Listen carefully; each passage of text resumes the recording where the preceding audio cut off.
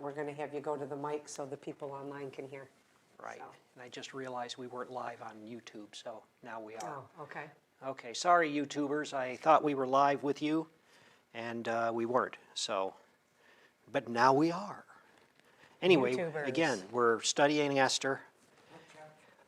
Well, He's kind of doing more of like just an overview, just kind of talking about it.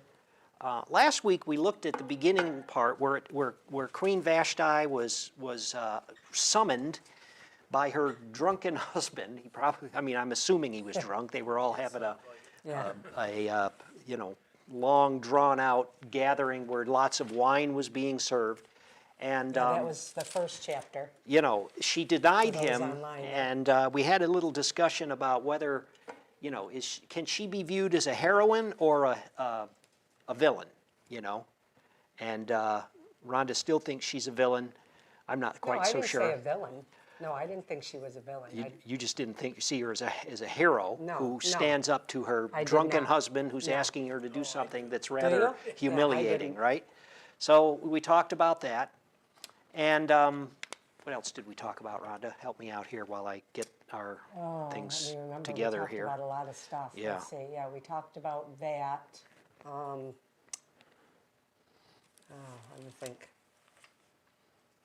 I think we talked. Oh yeah, we talked in length about that whole idea that she was willing to stand up to him. Yeah. Because, you know, as we've studied in the different books of the Bible, we know that doing that can get your head cut off. Right. So we talked about that at length. Yeah. So, I mean, in that sense, I guess you could say that she really was a hero because she was willing to stand up and do that. Right. Even though Esther being chosen as yes. Right. And so, yes, exactly. Yeah. Right. Yeah. Beautiful. Yes. She had favor, yes. God's favor. God's favor. So, and selected and her out of all the women. Yep, we talked about God's favor. And, yep. But again, we said that Esther's an interesting book because God is never mentioned. His name is never mentioned.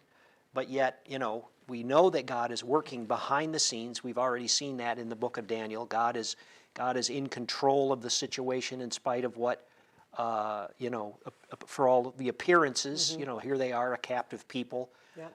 Even though we talked about how the book of Esther might have taken place after the Jews were allowed to return to Israel. These are that Mordecai and his family and Esther and all the rest of them didn't return to Israel because, after all, it was probably not, you know, the best living situation yet. So. Did you ever read the book of Esther of your wife's? I don't remember. I have it, and in there, she had a boyfriend, and now, can they hear him? Esther had a boy? Oh yeah, you said that. He told us that last week. And she hid herself so she wouldn't be taken because she knew that she probably would. Oh, that was his take. Mordecai knew that too. Yeah, that's interesting. Was that a novel? I had the book and I don't know where's that now. I looked up.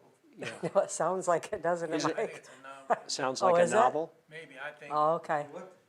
Was it called, It just said Esther. oh, okay. On the book. And it was your wife's because she had them all there, and I said, I don't take that one. Okay. Oh, anyhow, I should. Yeah. Yeah. That's okay. I mean, it's not in the Bible, but, you know, sanctified imagination, possibly. That's what this, So Esther gets chosen, but she doesn't reveal herself, and that was Mordecai's told her not to reveal herself. Right. And then we started talking about this fellow Haman. Yeah. And Haman is a descendant of Agag, who Saul was supposed to have killed, and didn't. So Samuel ended up doing it. Yeah. But it's interesting because here's Haman, who's a descendant of Agag, and here's Mordecai, who's a descendant of Saul.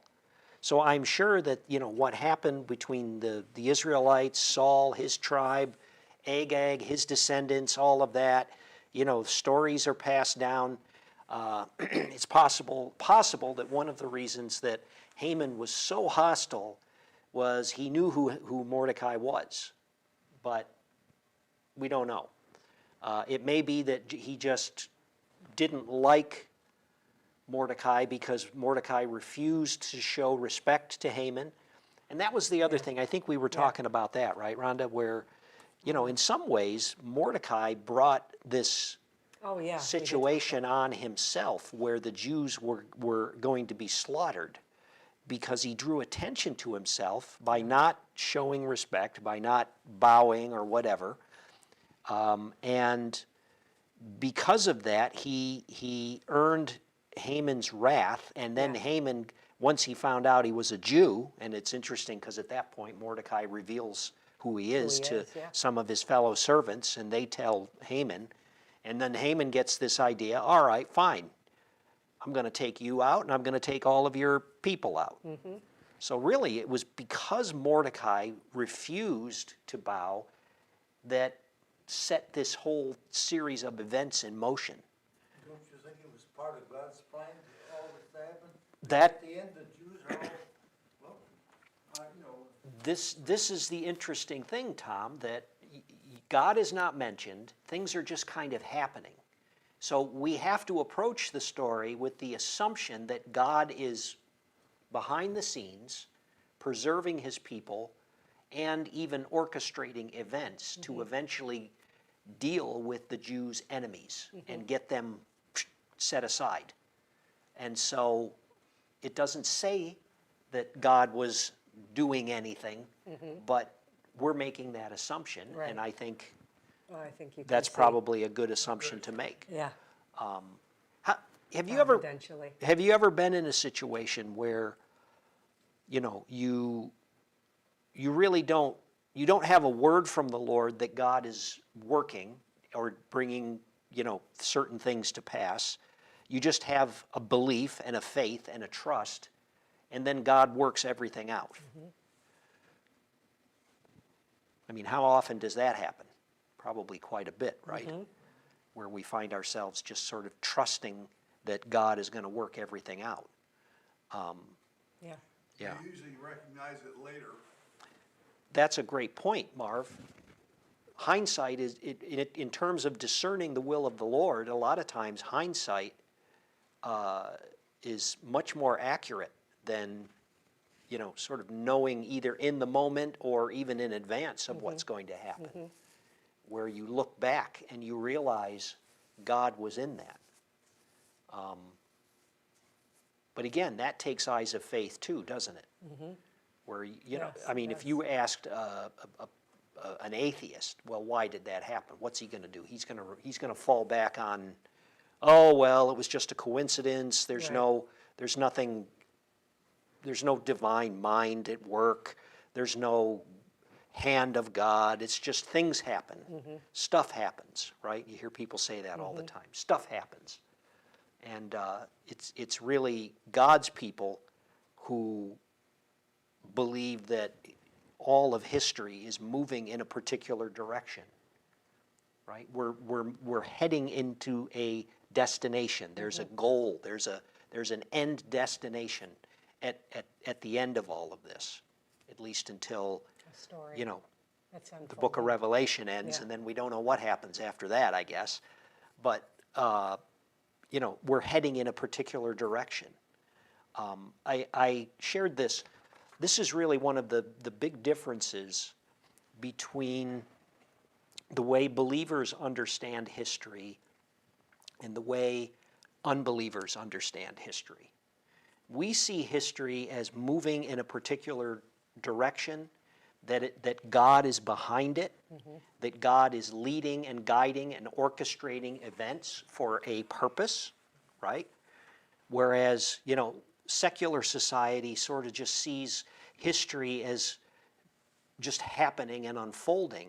And yet at the same time, there's this belief that over time that human beings are getting better and better, that we're becoming more technologically advanced, that we're more scientifically advanced, which, clearly we are. I mean, we know more about, viruses and germs than probably, Moses did. I don't know. I'm just saying that, there's certain things that scientifically we do understand. But the difference is that, the sort of worldly secular way of viewing history is that that human beings are somehow becoming better, that we're more sophisticated, that we're morally superior, right? And whereas the Christian point of view is, well, we're not morally superior. In fact, we're just as corrupt as they were in the days of the Bible, as they were during the Civil War, as they were during, all of human history. All humanity is fallen, right? We're all flawed. We're all messed up. And so in that sense, human beings are not getting any better. We're not advancing. And yet, if you were to ask the average, humanist out there, they're going to say, oh, of course we're better. And the way that what we understand today is far superior to, and really this is why we see people engaged in this kind of, sanitation of history, that any individual who holds a particular point of view that we don't like, we think is wrong, what do we want to do? Push them out. Take down those statues. Don't teach about these individuals because, after all, they were flawed, and Yeah. they had slaves. They were bigots. They were this. They were that. And as Christians, we can look at those individuals and say, well, of course we can condemn those ideas, but at the same time, we're not any better than they were. So we're able to accept, the positive contributions, acknowledges the fault. I mean, look at David. Yeah, I was going to say, the Look Bible at is King full of David, right? King David, flawed men. man after God's own heart, right? A wonderful king, at least early on. And then what happens? He commits murder, fornication, adultery rather, same thing. Ends up being a lousy dad, just everything kind of, Yeah, he was a he's a lousy mess. dad. He's a bit of a mess. And he had 18 wives and David, 18 wives. he had a bunch of, yeah, he was at 18? I've never counted them. I shake my head. Yeah, well that was, and that was contrary to God's law. The law of God said you're not supposed to multiply wives for the king. But all the kings did. I know it. They all disobeyed. Columbine's beside him now. Yeah. But here's the thing, we can acknowledge the good things that David did. We can say that he's a man after God's own heart, right? Yeah. At the same time acknowledging, well, of course he wasn't perfect. Right. But who is, right? So our understanding of how history works and how it unfolds, the fact that it's moving in a particular direction, the fact that, there isn't this notion of humanity getting better and better, right? So we're not sitting in a place of arrogance today and judgment over people that came before us. Right. So what you're seeing played out in the culture is really the difference between a Christian view of history and a secular view of history. The people that want to cancel, remove certain individuals simply because they were not as sophisticated or whatever as we are. In my opinion, that's an understanding of history that we don't necessarily hold, because we recognize we're no better than they are. Well, and it's interesting too, if you think about it, when he talks about the culture saying that we're, evolving and getting better and better.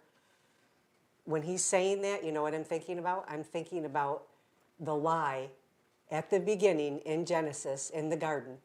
Because what did Satan say that they could be like? Like God, knowing good and evil. Right? You can get better and better. You can be like God.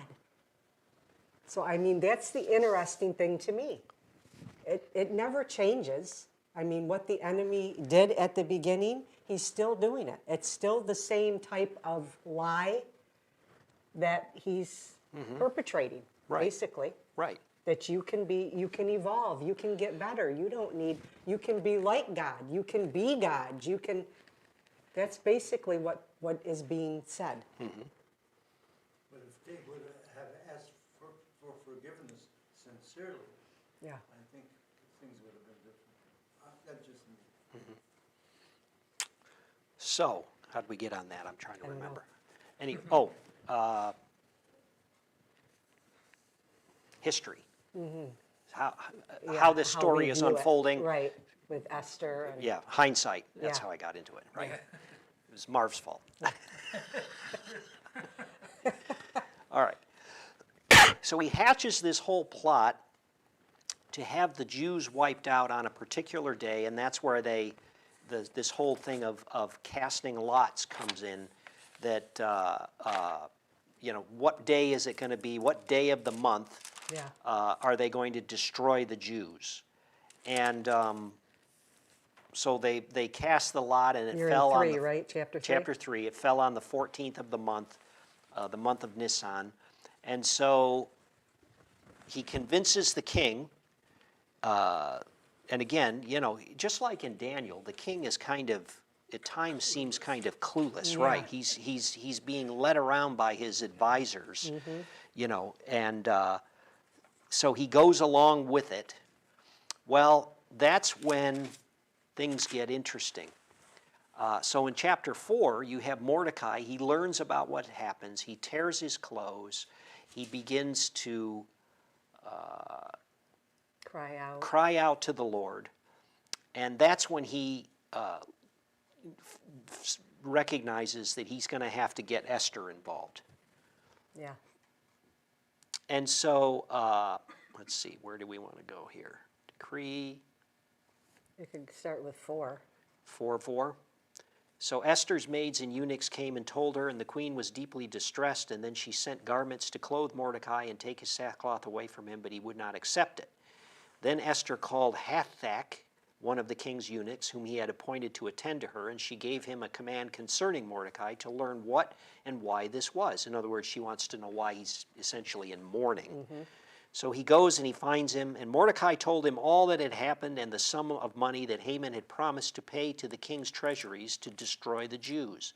He also gave him a copy of the decree for their destruction, which was given at Shushan, that he might show it to Esther and explain to her, that he might command her to go to the king to make supplication to him and plead before him for her people. So Hathach returned and told Esther the words of Mordecai. Then Esther spoke to Hathach and gave him a command for more. So she's got this intermediary going back and forth. All the king's servants and the people of the king's provinces know that any man or woman who goes into the inner court of the king who has not been called, he has but one law, to put all to death except the one to whom the king holds out the golden scepter that he may live. Yet I myself have not been called to go into the king these 30 days. So they told Mordecai Esther's words. Now this is where it gets interesting, because, he's been very protective of her, right? He was caring for, this isn't his daughter, this is his niece. He took care of her in Persia, and when she was taken into the court to be prepared to be presented to the king, he counseled her, don't tell who you are. Why, Yeah. why, maybe he felt that would bias the king against her, it would bias the court against her. Yeah. But now he's asking her for help, because her people, Mordecai included, are about to be wiped out. Verse 13, and Mordecai told them to answer Esther, do not think in your heart that you will escape in the king's palace any more than all the other Jews. For if you remain completely silent at this time, relief and deliverance will arise for the Jews from another place, but you and your father's house will perish. Now that sounds very much like a threat. Now he's threatening her. Am I wrong? Well, I don't know so much that it's threatening her or just telling her what's going to happen So as it's, a result of her not stepping in. yeah. Almost like he Yeah, had a revelation that right. this is gonna, one way or another, God's gonna take care of us. It can either be through you or through somebody else, and if it's not you, then you're gonna be in trouble, basically. I don't know. I couldn't tell if it was a threat. Yeah, Yeah. it's hard to say, really. One of the commentaries said that it could be viewed as a threat, but really, he's almost cursing her. He's saying, you and your father's house are going to disappear. So, I don't know. I mean, it sounds pretty serious. He's definitely not holding back, Right. Yeah, yeah. you know. And again, this is not, is he speaking a word of the Lord? It doesn't say, thus saith the Lord, right? He's simply telling her, look, this is going to happen. And Right. again, this would have been, this would have been the perfect place to mention, if this other place, the deliverance will arise from another place, that would be the place where, that Yahweh will ensure that Yeah. deliverance his- comes from another place. But it's Yeah. not there. Yeah. It's like, why? It's so weird. It is such a That is weird weird. thing. But I love the next part where he says, and who knows whether you have not come to the kingdom for such a time as this. Right. So, Wow. so he goes from this rather threatening tone to a much softer tone to say, consider Yeah. that everything that has happened to you is going to work out for the deliverance of God's people. Just like with Joseph, right? Yeah. In prison and just, that whole journey that he took. Yeah. But I mean, I think too, when I read this about how important it is in our lives that we have family, blood family, relatives, but then also the family of God, people in our lives that can kind of be standing outside of our situation and be able to speak these kind of things to us, where he was basically telling her, I mean, basically what I think is if he wouldn't have kept pushing and wouldn't have said this, she probably wouldn't have done it. But that was like prophetic, what he was saying to her, that God has brought you here for this time. And I just think, this is on a grand scale, but I just think of just in our lives, in our everyday lives, that we need to be doing that for one another. We need to be open and let God use us to encourage other people.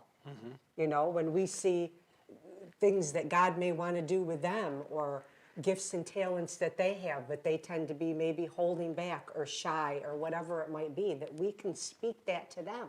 We can speak prophetically over people. We want to be used. We want to be Yeah. to operate in that. Yeah. That's what I thought of there. Yeah. That he was declaring that to her. Right. We need that. Yes. We need to do that for one another. Yes, we do. I think we need it desperately. Yeah. Well, Hebrews 10, don't forsake the assembling of ourselves together, which is the manner of some, but we come together to encourage one another, Right. to spur one another on, and especially, nowadays, Yes. we need to do that for one another. This is what people who are still sort of relying on COVID as a reason to stay home, and I get some people do have to stay home. Oh, yeah, I sure. understand that. Oh, yeah. But we're Absolutely. fast approaching, I think, a period where, now it's no longer something that, okay, I have to do this because it's becoming somewhat, it's transitioning, I think, to becoming an excuse. Yeah, Mark. There's another aspect to this. What that on? Mordecai said to Esther. He was probably trying to explain to her how serious this situation was because she didn't really know, I don't think, until then. Right. That's true. And so he was emphasizing in this how really serious this is now. Don't think it's just some small thing. Yeah. It's serious I business. think you're right. Yeah. Yeah. Yeah. Yeah. The gravity of it. Yes. Because she was kind of away from all of that, because she Right. was with all the other women. Right. She was And insulated. Yeah, she was being taken care of She didn't and really- fed and. Yeah. Really That's know true. the whole story. you know. Yeah, that's a good point. I mean, she was living a life of luxury and affluence that, you know, I'm sure most of the Jews could only dream about. That's one of the things that sometimes we're not aware of, that people that get into those kind of situations, they end up being insulated from everyday life to the point to where, you know, you try to explain, you know, things are difficult and they look at you and they don't understand because, Well, that's like the government and well, that's, that whole thing. you could go there, definitely. You know, I mean, seriously, you know, they don't have to worry about health care or any of the things that us normal people, because they're insulated. They're totally, so that's a Well, good they've example of insulated that. themselves. Yeah, exactly. But anyway, Yeah, we let's won't- not do that. That's a perfect example. No, it does apply. It really It does. does, it does. It's, you know, this sounds like an argument for term limits, but Yeah. anyway. No, but, so, no, that's a good point, that he needed to get stern with her in order Yeah. to break through the fact that she didn't quite fathom the seriousness Yeah. of the situation. So, the other thing, was there something, I think there was something else. Oh, encouraging one another. Yeah. Yeah. Oh, I was going to mention something else and now I forgot. Oh, I know what it was. That, you know, sometimes we think that, you know, the situations that we're in, the job that we go to, the normal things that we do, we think, well, this, God, you know, you can't, how are you going to use me? I'm just going to work every day. I'm just, you know, I live where I live, you know, I have Yeah. my neighbors and all that. But, you know, we should never minimize the fact that whatever situation we find ourselves in, we can have an impact for the kingdom. Yes. Now, for Esther, it was a pretty big impact, Right. But you may be in a situation where, you know, a word in season to somebody can just turn things Turn the around tide for them. 'em, yes. You may, you know, by your lifestyle and witness and everything, have an impact on somebody who may be considering killing themselves, and because, you know, you're just kind to them, and that stops them from taking their own life. You know, you never know. You just never know You don't. how God can use you. So we always want to be available and never belittle or never minimize, you know, the things that we do. Even if it isn't, you know, in front of crowds of people or whatever, you know. The guy that goes around and cleans the bathrooms or does the, you know, that's Or one of the woman. things I like about that ordinary, what's that, ordinary jobs or dirty jobs, that's what Yeah, it's dirty called. jobs, You know, yes, he's promoting the dignity of work, but also the fact that, you know, we can have an impact in any situation we find ourselves in if we're just willing. We're willing to be used by God. So anyway, that was the Absolutely. other thing that I see in this here. Right. I think that's very true. So Esther, you know, this gets to her. She says in verse 15, chapter 4, verse 15, she tells him, "Go gather all the Jews who are present in Shushan and fast for me, neither eat nor drink for 3 days, night and day. My maids and I will fast likewise, and I will go into the king, which is against the law. And if I perish, I perish." I mean, let's face it, you know, based on what Mordecai said, she's either going to die because the king doesn't recognize her, or she's going to die because, He doesn't hold out the scepter. well, once the slaughter happens, like Mordecai said, you and your whole family are going to be wiped out too. So either That's way, true. Yeah. you know, what has she got to lose? Right. Yeah. So she goes in, she goes before the king. Mind you, she put on her royal robes first, which I'm sure didn't hurt. When he sees her standing, he holds out the scepter and she comes in. So, okay, whew. Yeah. It Dodged a says she bullet. won favor in his sight. Yes, once again, God, God. and this is God. Yes. That favor comes from the Lord. That's right. And so he says to her in chapter 5, verse 3, "What do you wish?" So she says, "If it pleases the king, let the king and Haman come today to a banquet." So she's obviously during this 3 days come up with a plan. okay? Right. And so she decides to invite the king and Haman to a banquet. So she's gonna, you can already tell this is Yeah, a setup. right, yeah. So the king says, okay, Haman gets the invitation. So Haman is honored, right? Which, he doesn't recognize what's happening here. But on his way out, after getting this invitation, verse 9, so Haman went out that day joyful and with a glad heart. But when Haman saw Mordecai in the king's gate, and that he did not stand or tremble before him, he was filled with indignation against Mordecai. Nevertheless, Haman restrained himself, went home, and sent and called his friends and his wife Zeresh. Then Haman told them of his great riches, the multitude of children, everything in which the king had promoted him, and how he had advanced him above all the officials and servants of the king. Moreover, Haman said, besides, Queen Esther invited no one but me to come in with the king to the banquet that she prepared. So, he's really feeling his oats, right? Yeah. He's really, and you would think with all of that, with his position, his wealth, the promotion, and now he's been invited to a banquet, just him and the king. What a tremendous honor. You would think that he would just be so filled with happiness. Life is good. Everything is great. What does he say? Yet all this avails me nothing, so long as I see Mordecai the Jew sitting at the king's gate. He had a problem. I'll say. Unbelievable. He had a serious problem.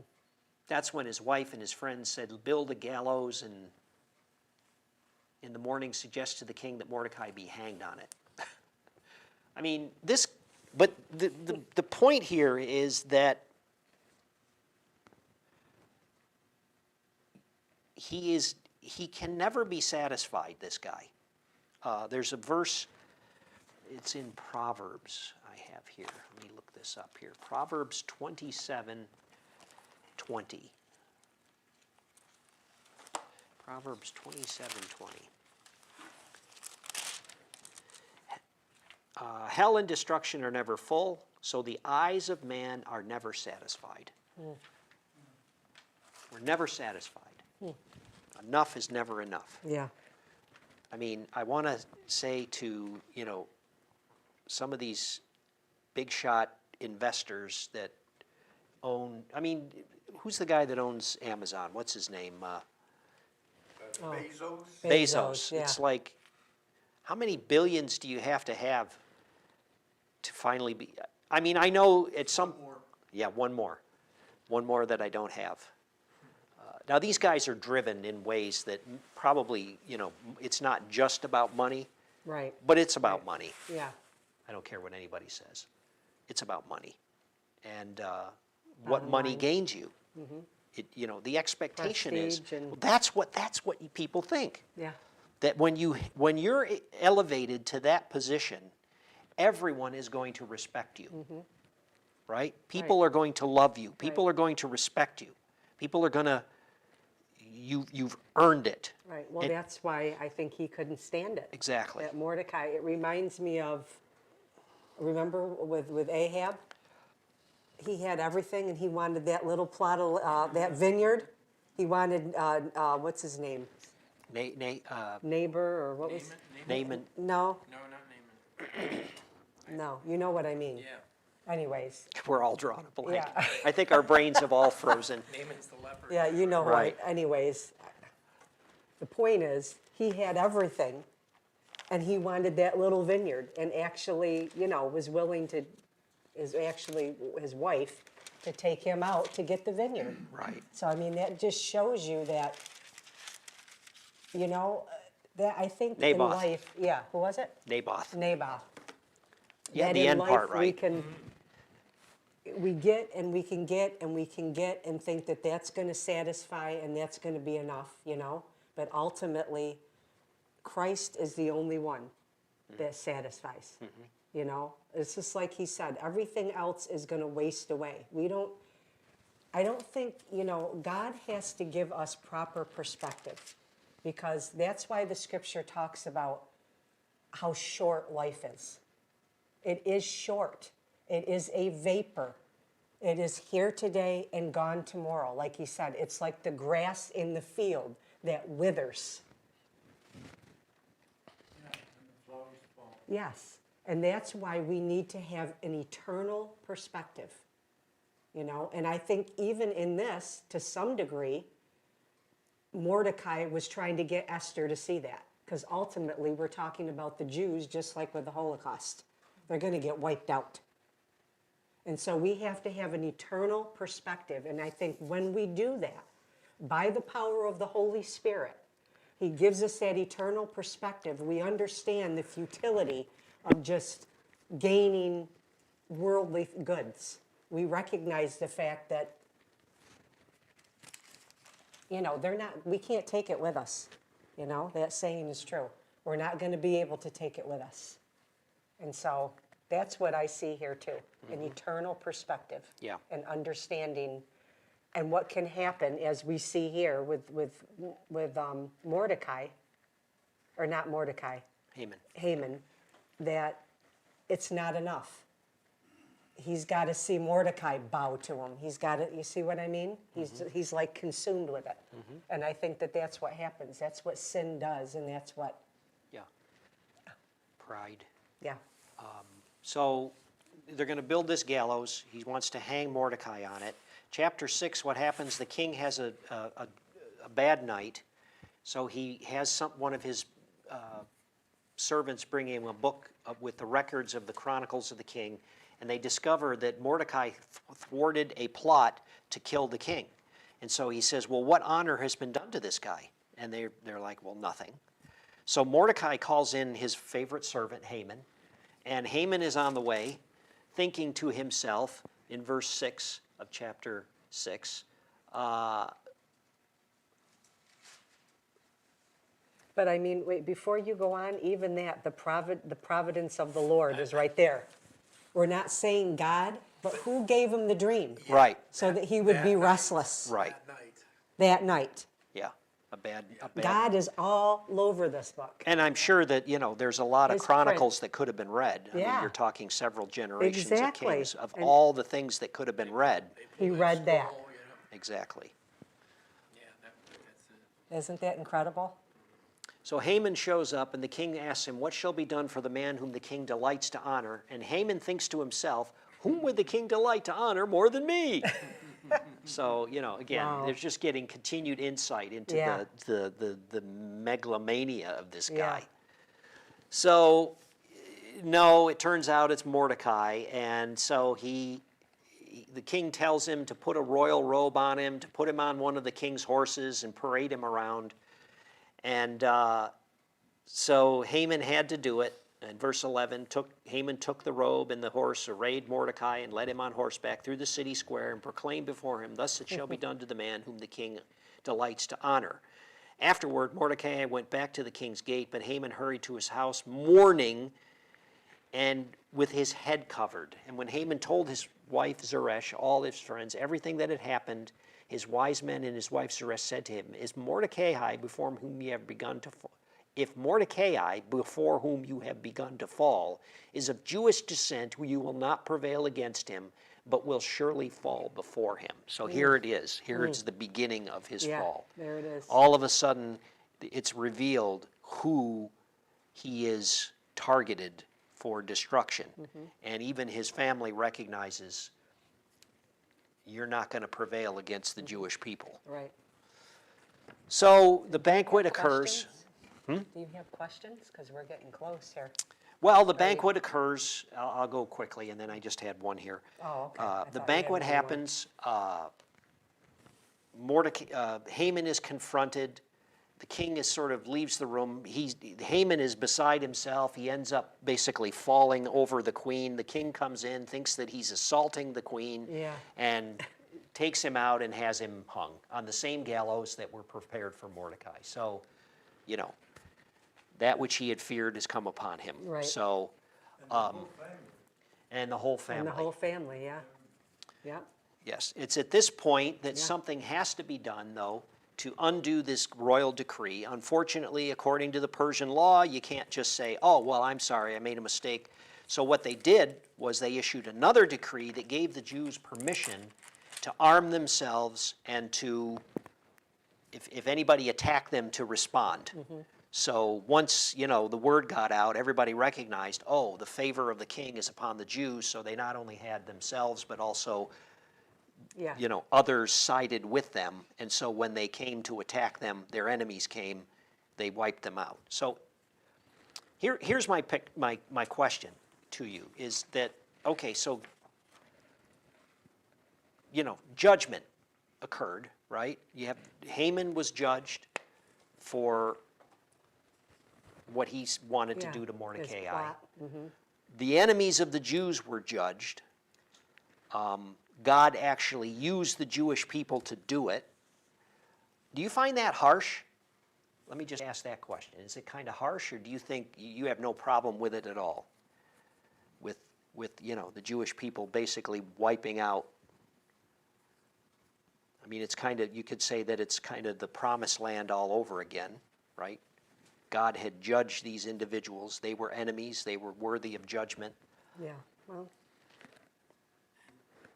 I don't remember, because I didn't just read it recently, but they didn't go after them, right? It was just if people came after them that they were able to. Let's see. How did that work? oh, that's a good point. Let's see. Were they just protecting themselves, or were they just going out and wiping people out? Either way, I love this story, so I don't, Yeah, oh, I know. I don't think know. I feel bad. I think it was Chapter 9. good job. Now in the 12th month, that is the month of Adar, and on the 13th day, the time had come for the king's command and his decree to be executed. On the day that the enemies of the Jews had hoped to overpower them, the opposite occurred, in that the Jews themselves overpowered those who hated them. The Jews gathered together in their cities throughout all the provinces of King Ahasuerus to lay hands on those who sought their harm. And no one could withstand them, because fear of them fell on all the people. And all the officials of the provinces, the satraps, the governors, and all those doing the king's work helped the Jews, because the fear of Mordecai fell upon them. And verse 5, thus the Jews defeated all their enemies with the stroke of a sword, with slaughter and destruction, and did what they pleased to those who hated them. So, I mean, was it only the ones that came against them, or did Doesn't they? sound like it. Sounds like they were able They were to kind of proactive. take care of anybody that had proven themselves an enemy Adversary. to the Jews. So God executed judgment, but he did it through his people.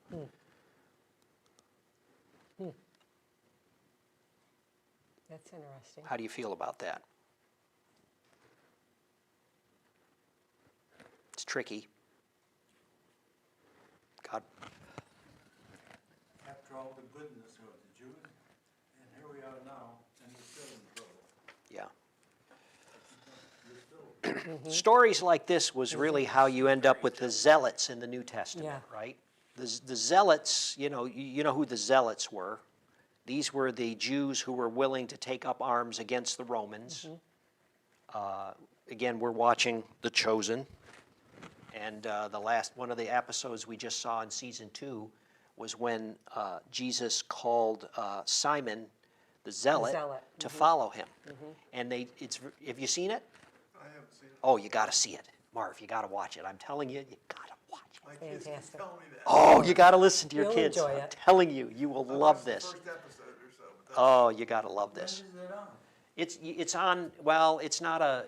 It's you got to go online to watch it or something like that. I But actually have the disc. you got the disc? Okay, yeah. Anyway, the thing with Simon is interesting, because the way they tell the story was that here's Simon got in with the zealots and then trained for many years to basically become an assassin, because that's what the zealots were. They believed, they took the sort of, the sword Joshua model. Yeah. We go in and Yeah. we Take wipe them them out. out. And I'm sure stories like the story of Esther was also, it's like, if these are our enemies.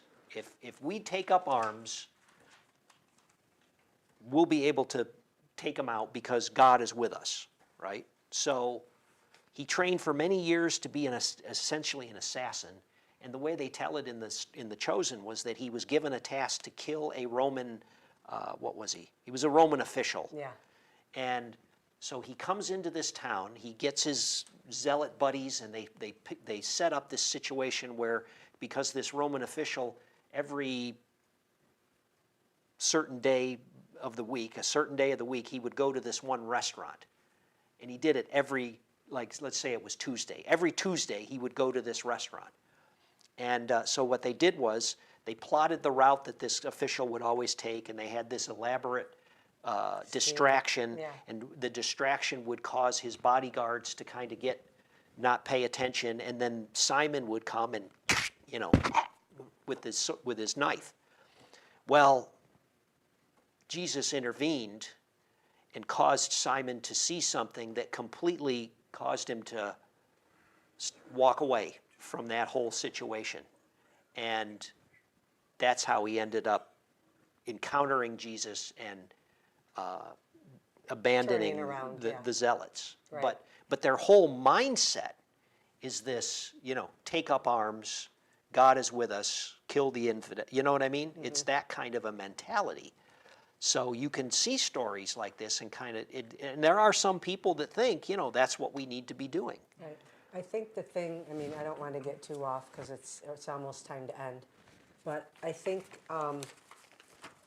with these kind of stories like in Esther, and particularly the Old Testament, is what a lot of unbelievers have problems with. They have problems with this. Yeah, they can. They do. Right. Well, again, like what I said about history, they don't necessarily they see human beings as progressing, getting better and better and better. We're becoming more noble. We're becoming more virtuous. Right. Well, I mean with God. I don't mean with that. Well, I think they have they a problem when they read, God took out all these people, including women and children. Right, because their assumption is these people are innocent. Yeah. Why right. would a loving God do that? Right, These people aren't that bad. Yeah. They're basically good people. And they don't realize, no, there's none good, no, not one. So they start from the assumption that, oh, well, no one deserves that. Mm-hmm. Well, yeah, we do. We deserve judgment. We deserve bad things. Right. We don't deserve the goodness of God. Right. We don't haven't earn it. earned that. So, I'm just saying, you say, do we have a problem with it? Probably not so much us as believers, but unbelievers for sure. right. I guess the reason I bring up, the zealots and all that is that it's very easy for all of us to sort of narrow in on one little story in Scripture, to kind of take this instance and this instance and this instance, pull them out and say, well, there it is. That's the totality of it. And really, this is the whole point of our whole through the Bible thing is to go from Genesis all the way through, is to get that bigger picture, to recognize that, okay, yes, this happened. God used this situation to sovereignly deal with Israel's enemies, but that doesn't become the model for how we deal with the world, right? Because there's other pictures in the Bible. There's other. So, we don't want to just sort of myopically zero in on one book, one picture. We want the big picture. We want that's how we're going to come to understand what is it that God is requiring of us when we see that bigger picture. So that's really my point here. So, all right. Amen? Amen. Amen. This movie, is there a charge to that? The Chosen?